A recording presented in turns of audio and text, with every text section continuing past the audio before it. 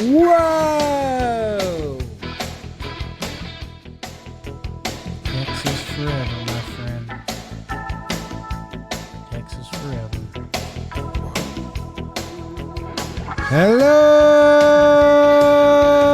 and welcome to another team profile and projection here on Talkin Baseball. We are talking about the World Series champions. Your Texas Rangers voted third by the viewers at home. They won 90 games last year. They did not win the division, but I don't think they're upset about it because they won the whole damn thing. Man, Jake's team, pretty good. Did they get better? Did they get worse? You know, they added Trevor Plouffe's signing of last offseason with David Robertson to secure that bullpen that gave them some struggles last year. Again, they don't care because everything worked out. And Kirby Yates is back there. Jimmy's QB2. Tyler Mahle might find his way on a mound at some point. They did a lot of their bidding the past couple free agencies and trade deadline. Who they lost? How about Mitch Garver?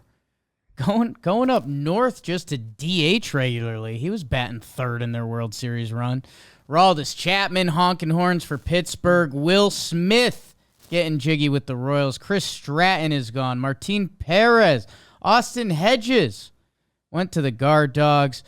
Jordan Montgomery still a free agent as we record this. I know they'd like to have him back throwing that death ball, but as of now, he is not. Texas Rangers lineup, Trev. I think there's a lot of highs, a lot of youngs, a couple injuries. Where are we at? I love me some Texas baseball. I've always said that. I've always been a big fan of this Rangers organization, and the things they've done in the last couple of years have been awesome. The lineup, let me tell you, boys, is great, even with a few little injuries that have gotten them during spring training. Marcus Semien, who has played every single game for the last 5 years. I freaking love that so much about this guy. He'll be at the top playing second base. Corey Seager, who I don't believe has played in a spring training game yet, but they believe he will be. They're cautiously optimistic about opening day. We're going to put him in there at shortstop. How about that? The guy's an absolute banger.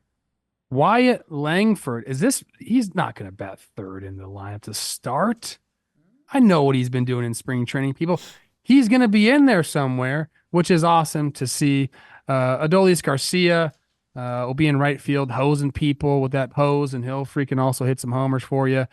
Evan Carter, my guy from Elizabethton, Tennessee. Him and Morgan Wallen and me, we used to hang out back in the day, catch some trout in the stream behind the field there, playing for the Elizabethton Twins. He'll be in left field. Jonah Heim, my guy behind the plate. Josh Jung also got hurt in spring training, a little calf issue. I've been there, bro. You'll be all right. He'll be there at third base, that big old neck of his. First base, usually our guy Nate Lowe, early settler Nate Lowe, till my land and date Jake's daughter.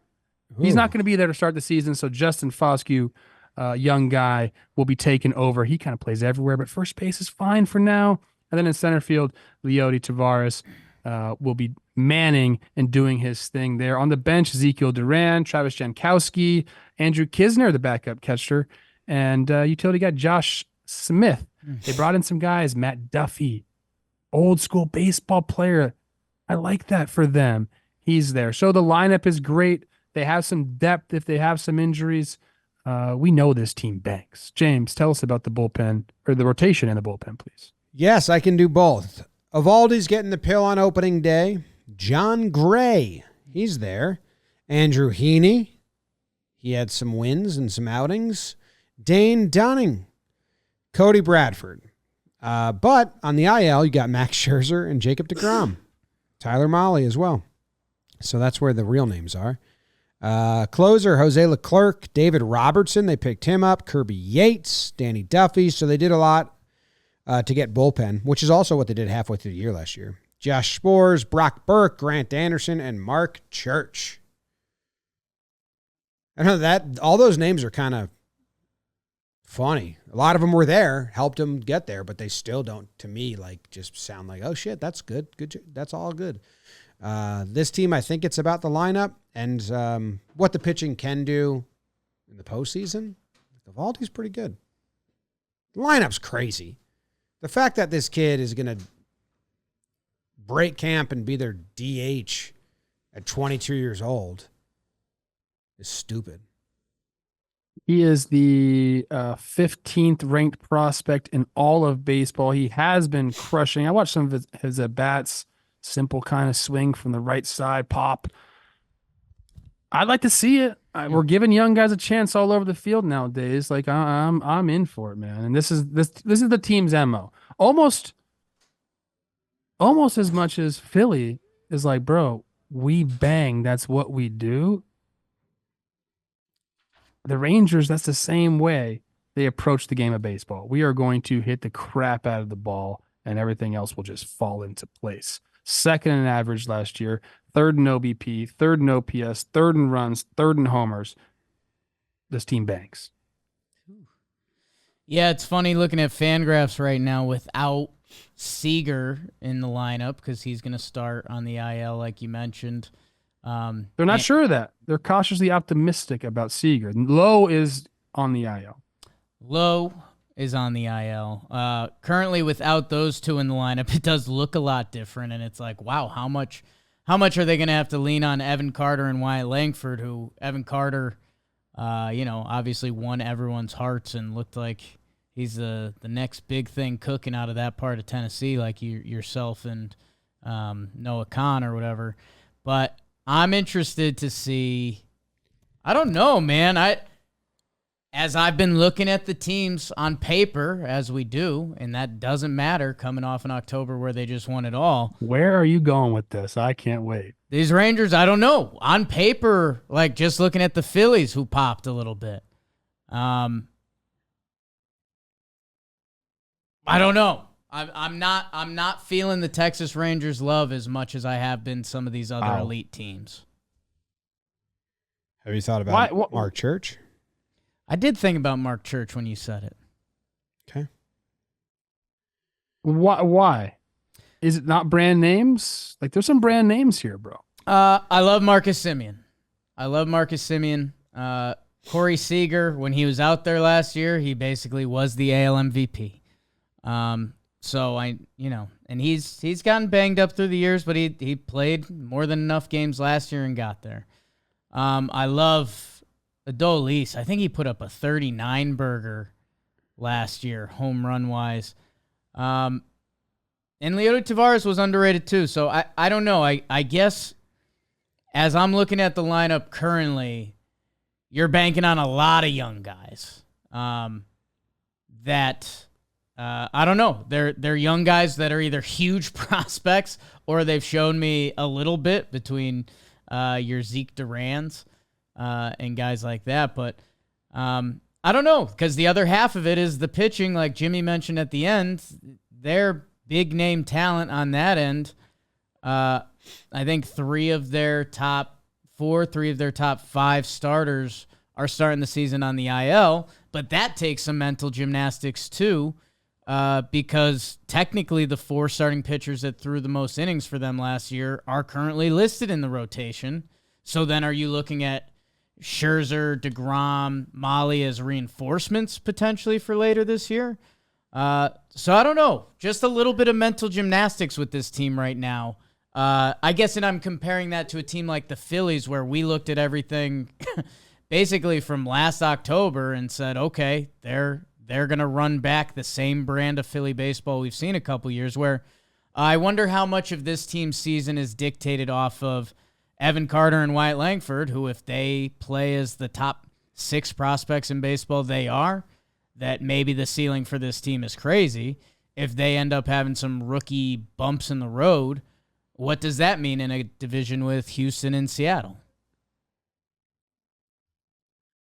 The offense is there for me. I don't know why, but Evan Carter came up and he was fun to watch for a little bit. Adolis Garcia is crazy. Like, I don't know. I think this team, they would have to be awful to not be in the playoff hunt. And I like them come postseason, especially if they get all those guys back. So I feel like it's survive the World Series hangover.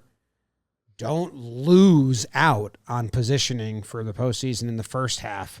And then when you get to after the break, make any changes you need, get healthy, get back. Like, don't rush these pitchers back because I don't think they have a full season in them before getting hurt again, and just get to that postseason. And if they get in and then they get those arms and that lineup, I think they're a force. I mean, this was the first time in a while we've seen an offensive team just win. It's usually pitching and defense win you the World Series. And granted, their pitching did well. Their bullpen was a Bochy balancing act, which was like awesome job by him. Their offense just straight up won them games. They would have devastating innings. So they can't do that every single night, but they get into the playoffs. I think they're going to be tough again. Yeah, I'll reiterate that about the offense. I mean, I think if you're looking at, even without Langford and Carter, which I believe we've seen enough of Carter to know that this guy's a big league hitter. Even without him, you got an above average offensive catcher in Jonah Heim. Then you've got Lowe, Simeon, and Seager and Jung, which is like maybe one of the best hitting infields in all of baseball. And you got Adolis out there. So like that, it's going to happen for them. And last year, the formula wasn't pitching in bullpen. Like they converted 46% of their saves last year. Like they could have won more games if they just had any sort of competence out of their bullpen. And it didn't matter. They swung their way into the playoffs. They swung their way to a World Series. Now, sure, like you said, Bochy did a great job paring the bullpen down. They had some pitching performances. I think that they're not in a perfect spot as a franchise. I guess maybe they are in a perfect spot because they just won the World Series. Trev, nice fucking analysis. But like to start the season, yeah, they're not in a perfect spot. But I believe, like Jimmy just mentioned, like they're going to get there. There's guys going to get healthy, and this has been an organization and a front office that has made moves. Like, I hope they don't stop that because they got a trophy. I hope they feel like, hey, that's the formula. Like, let's get to June, late June, see like what are our needs for sure, and go address them, and then let's rock and roll. Like, that's what you want as a fan of a team. It's kind of what you want to see around the league happen. So I'm as much as I've been out on this Rangers organization, they get a new regime. They proved everybody wrong. Nobody was believing in what the Rangers were doing, dude. They weren't going out and spending $500 million on Seager and Simeon and being like, where's the pitching?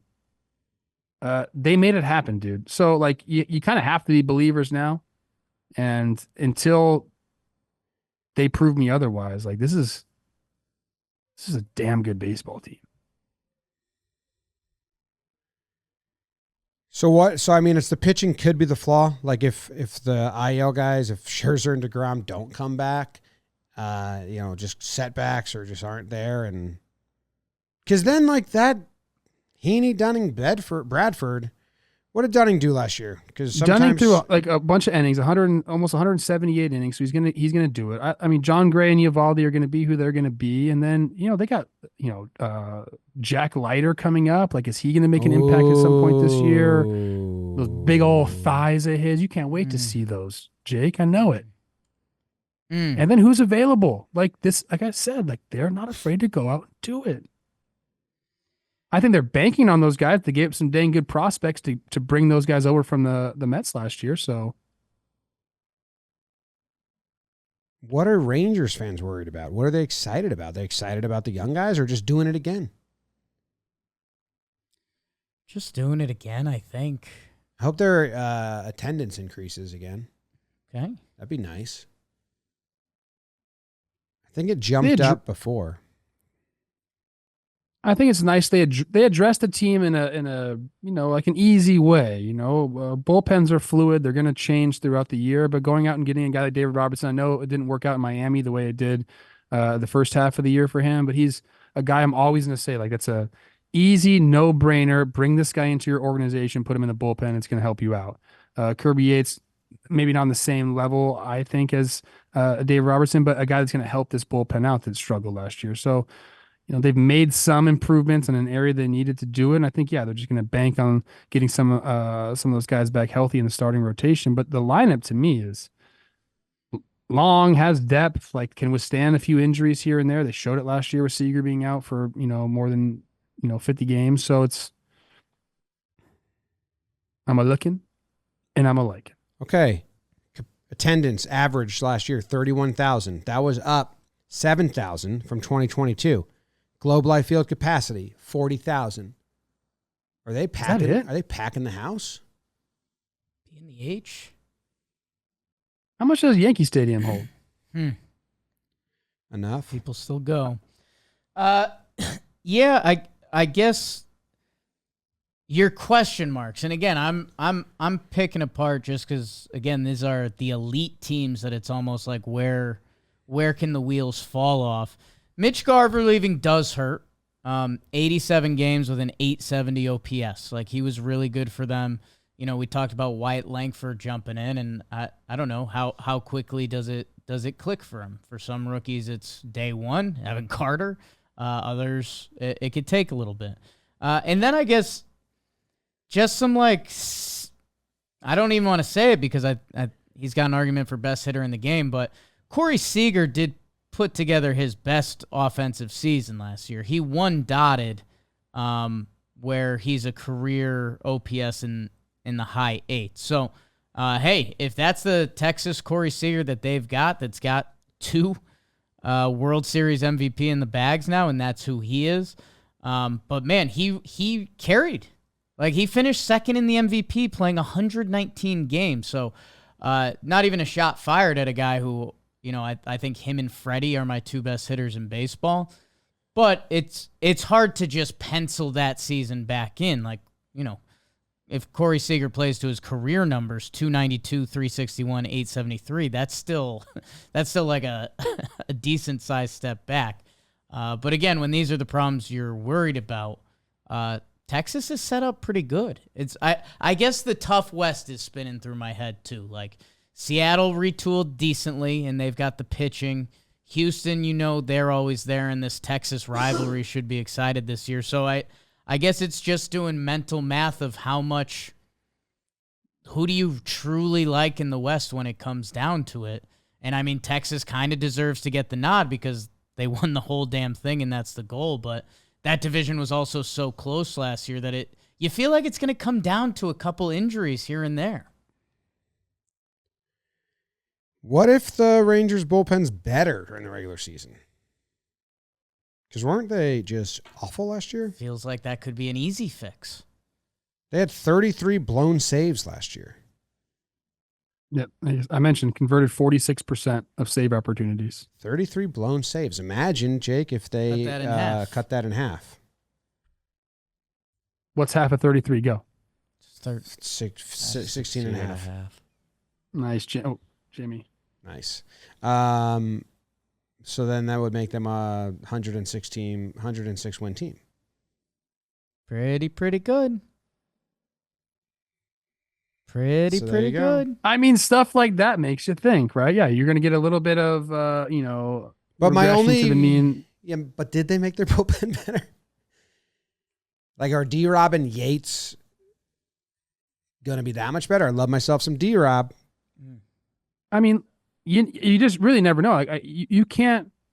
There's a few guys that are out there, like, you know, they wanted to get Josh Hader. It didn't happen for them. There's a few guys like that out there that you know are 100% going to help you close out games, but you guys have both watched enough baseball where it's like, I don't know, some guy's going to click. Like, if you don't have one of those guys, you kind of have to ride the hot hand. I know that Bochy's already said Leclerc's our guy. He can do it. But you just got to figure out who's hot at that time. If you got like 2 or 3 guys you think you can go to, and they brought in Yates and Robertson, like, it's not even about the last 3 outs sometimes either. It's like, we got to get, 6, 7, 8, 9. And if you bring in the depth, then it could happen. It's so hard to project bullpens. You just got to get your guys, got to get bodies in there with some swing and miss stuff, and some guys that, maybe you got a mixture of swing and miss stuff and guys that don't walk guys, and you mix and match throughout the year. So that's something that obviously they're looking to improve on. But if you're looking for like a one, transaction solution to your pen, I mean, I guess it was Josh Hader, and that's it. And he went to division rival. Yes. So take all those Pay him wins, a lot of money, and you lose them. Yeah, I don't know. It's always weird doing these. I think we stumbled into this with the Diamondbacks little where Jake and I were hot, and Trev, you were like, I don't know, is it recency bias? And like I said, well, that's deserved. If you win, like you should be taken a little more seriously, feared a little more because you just did it. And that's how I feel like with this Rangers team. Like I just think they should be good because they won the World Series. But there's a lot of stuff that points like to that's not a given. It's very hard to repeat. The World Series hangover is pretty legit. And their pitching staff is weird. So I don't know. Jake maybe talked me down into them being like the worst team in the whole West. No, hold on. It's okay to question things, especially before the season when we're. And I think you're right to say what's up with the rotation. That's okay to say that.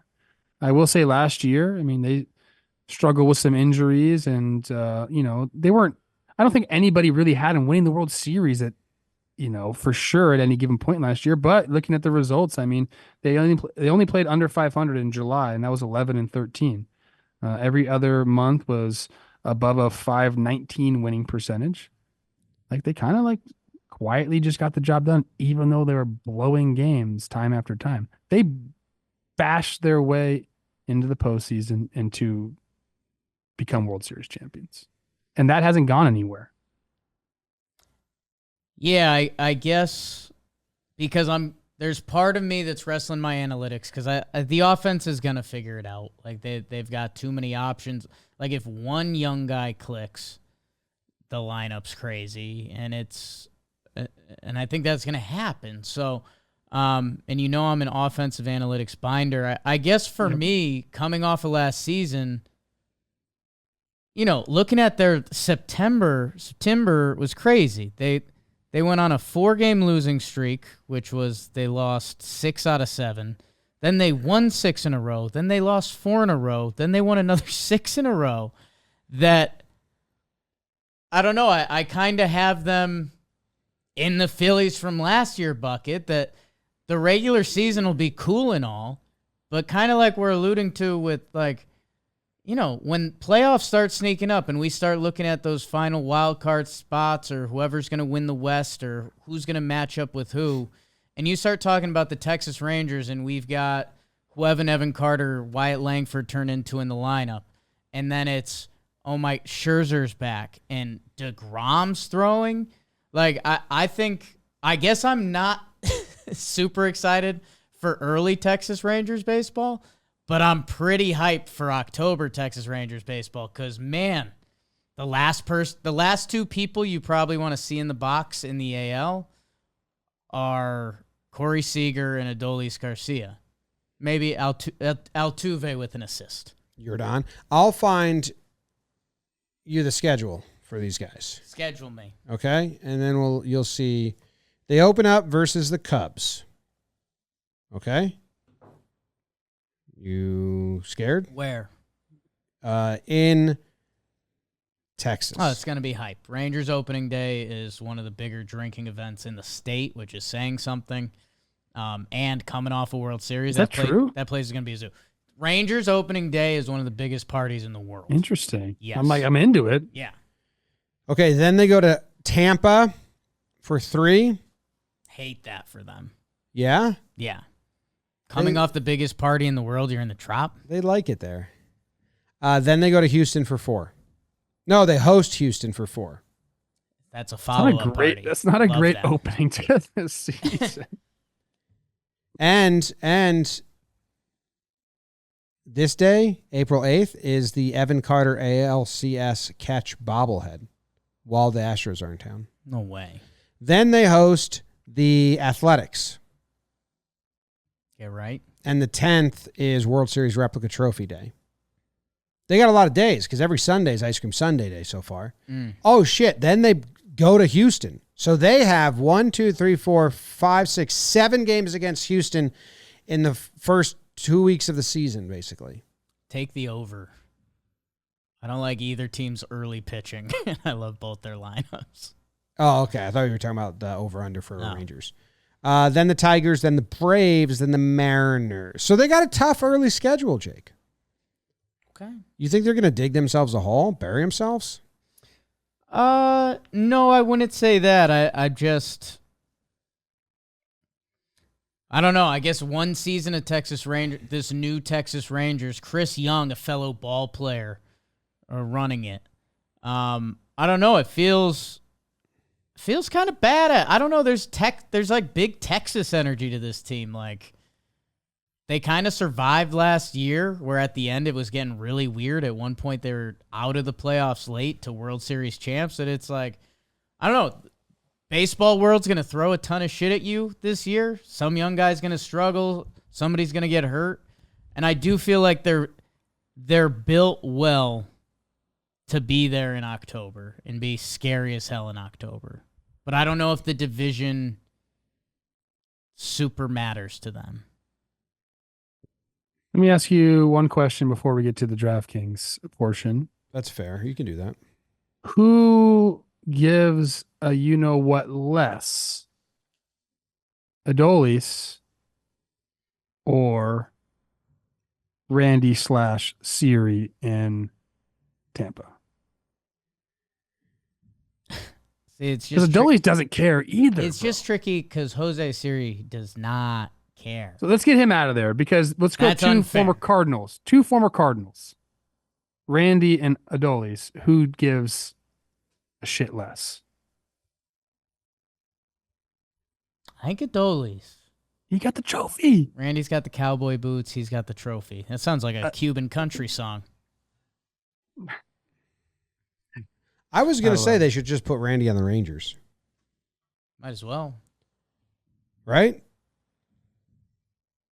Trade deadline. I don't think they need him. Rays have to start paying him.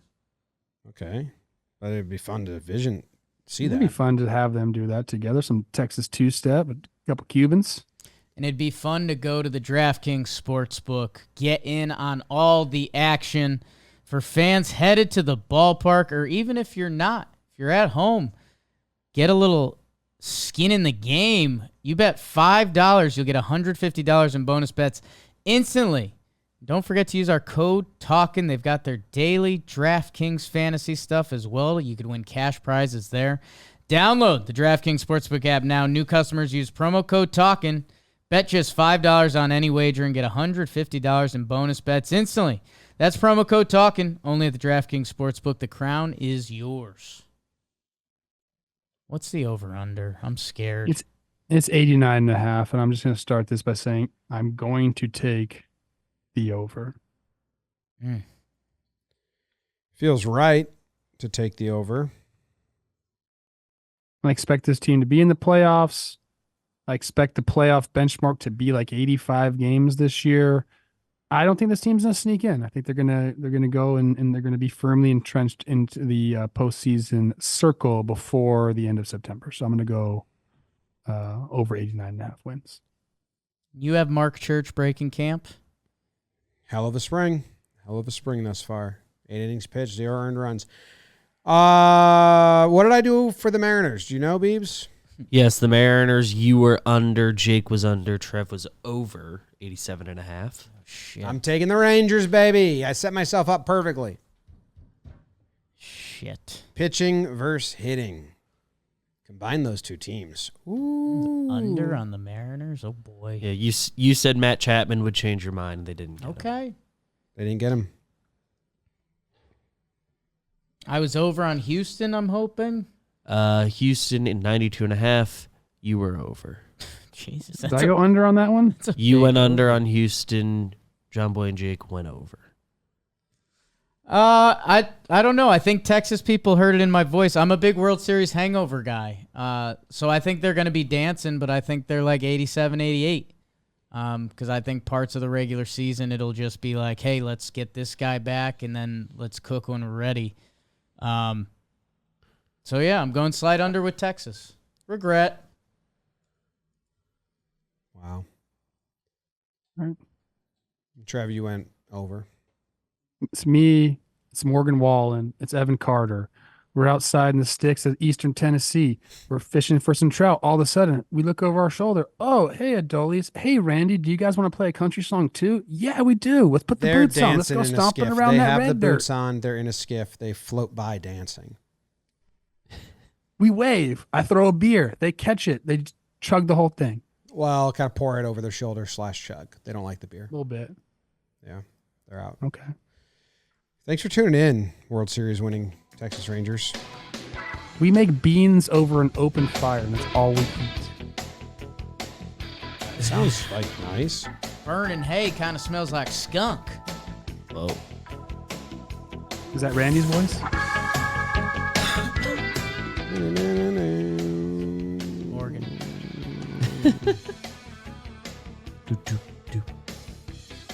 Yeah, that guitar, Morgan. Get out of here. You know what you're doing with that thing.